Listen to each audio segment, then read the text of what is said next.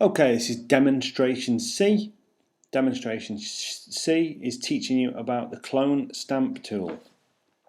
Now the clone stamp tool will take one picture and paint it onto another picture. I'm going to show you how to use that tool now. The tool is here. You have your mouse above it, it will tell you it's here. The clone stamp tool. Now if we click on it, which I have done, every tool on the left has settings along the top, and they're important settings. Okay, this setting here will tell you how big your brush is, and you can see that on screen, and how soft or hard your brush is. This one is very soft at the moment. And then how see-through your brush is. These are the three important things, and we'll have a little look at those in a minute. Opacity is basically the opposite of see-through. It's how opaque something is. So if it's on 100%, it's not see-through at all. If it was on 0%, it would be invisible. Okay, so they're the settings.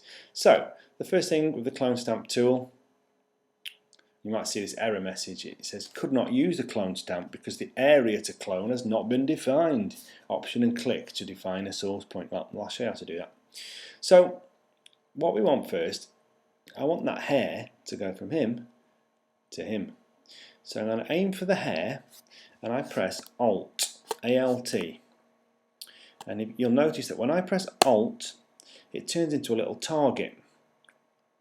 And when it's a target, I can click. I always click 3 times for good measure. And that means now that my clone stamp tool, if you can see there, look, it's ready to paint that hair wherever I want to paint it. Could be on another photo, could be on the same photo. So now if I click and hold, you can see on the left there's a little cross on the hair, and then it's painting onto the guy. And you can reset anytime you want. You can reset the starting point anytime you want.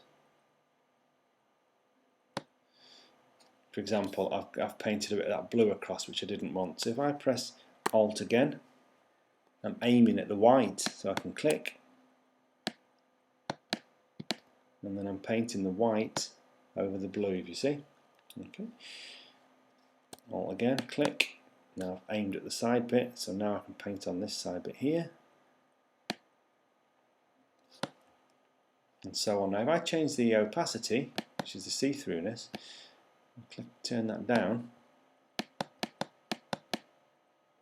you'll see it starts to become a little bit more subtle. And it takes me a little while to build up the hair because it's a little bit more see-through.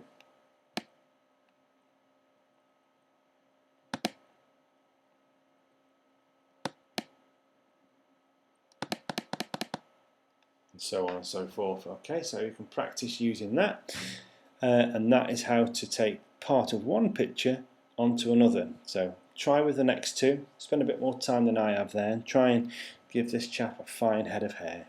If only life was that easy.